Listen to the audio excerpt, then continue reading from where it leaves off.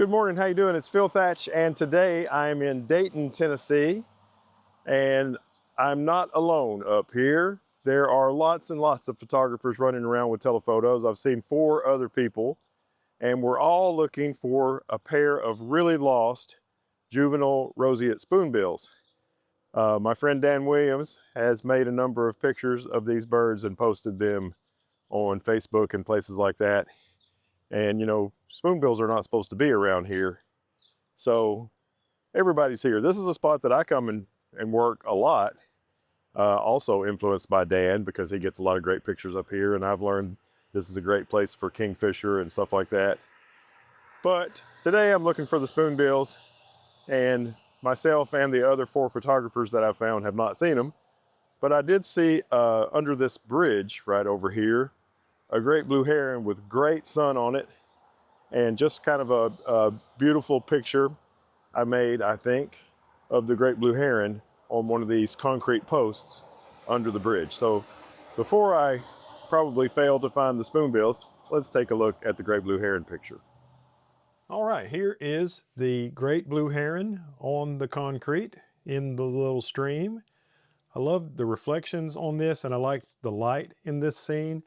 I took a couple of shots of this at 600 millimeters, but it really needed to have more stuff around the bird in the shot. So this shot is zoomed all the way back to only 200 millimeters. Plenty of light, so I was shooting at 1/1250th of a second.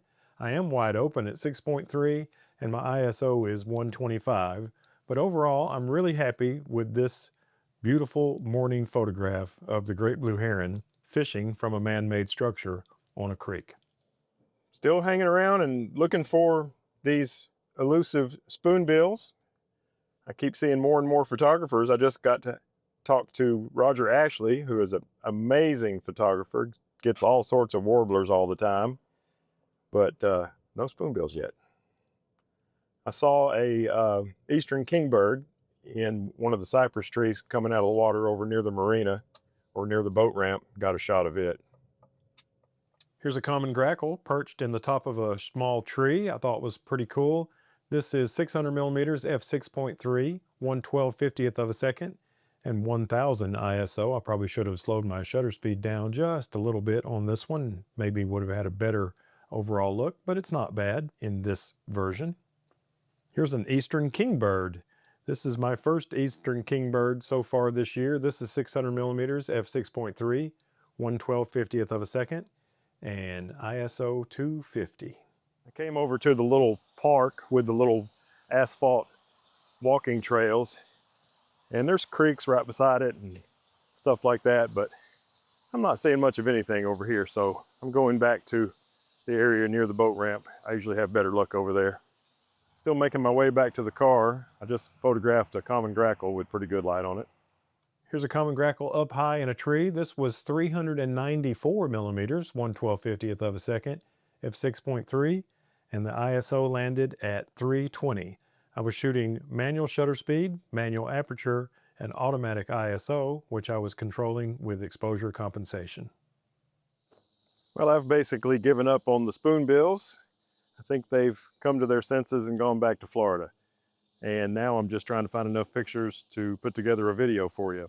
I came over here to the eastern side of the Blythe Ferry, former Blythe Ferry, and there's they've made the ferry ramp into kind of a boat ramp, and there's a fishing pier over here, and there was a black vulture on the handrail of the fishing pier, and I managed to get some tasty shots of it.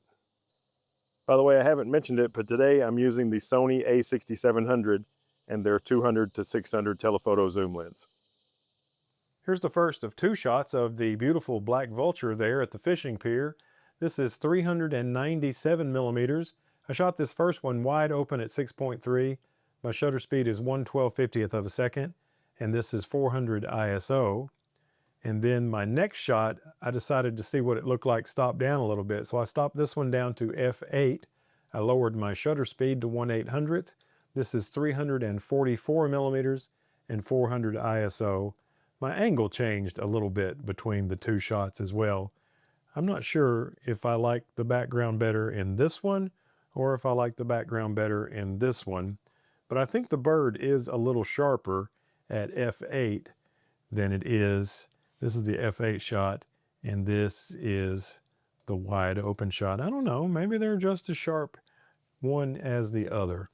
Either way, there's two photographs of the black vulture. I'm still over here on the eastern side of Blythe Ferry, and there's a little trail that goes around a slough that's right by the ferry ramp. And this is kind of where I go when all else fails. And I saw a damselfly, so this one's for you, Johnny Pink. A damselfly photo. The 200 to 600 is not the best of the inexpensive telephoto zooms for this type of photography. Canon's 100 to 500 is way better.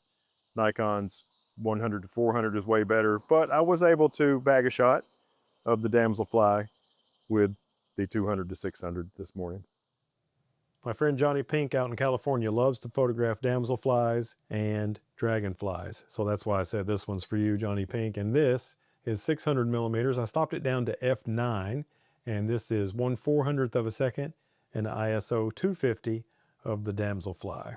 So I almost didn't make a video today, and then I thought I would put a whole lot of pictures of spoonbills that I got earlier this year. Really nobody in the Chattanooga area needs a spoonbill picture less than me, because I've taken 2 trips to Florida this year and made lots and lots, hundreds of spoonbill pictures. So I'm glad that other people in town got to see those 2 spoonbills, and it's not really a big deal that I didn't get to see them.